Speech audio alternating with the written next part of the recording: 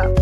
First, we need to know the volume formula for each shape. The volume formula for the cone is V equal to 1/3 pi r square h, while the volume formula for the cylinder is V equal to pi r square h.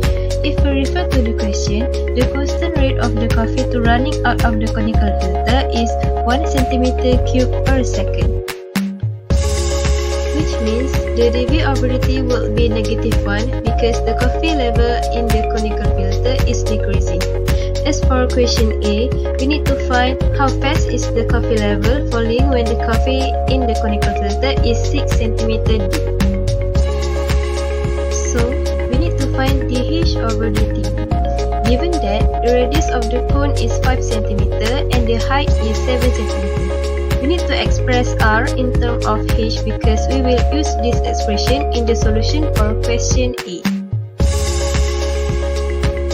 Here is the solution for question A.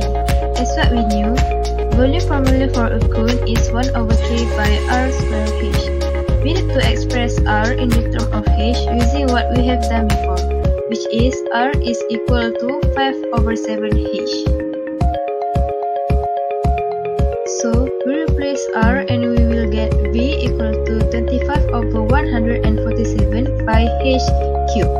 Then we differentiate V, we will get dV/dH equal to 25/49 pi h square. Next, we use chain rule to solve this question.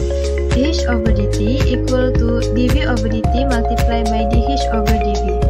dV/dt is -1 and dH/dV is 49/25 pi h square. Then, we replace H with 6 because the coffee in the conical filter is 6 cm deep. Lastly, the final answer we will get dH/dt equal to 49/900 pi cm per second.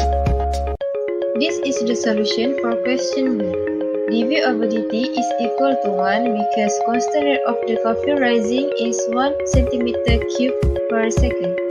The question B asks us to find how fast the coffee rising when the radius of the cup is 7 cm. That means we need to find dH/dt. We knew that the volume of the cylinder-shaped cup is V equal to pi r square h.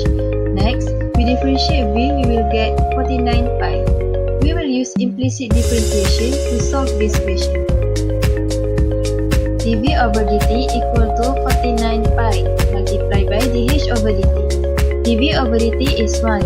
Then the final answer we will get dH/dt equal to 1/49 pi cm per second. So that's all for the solution.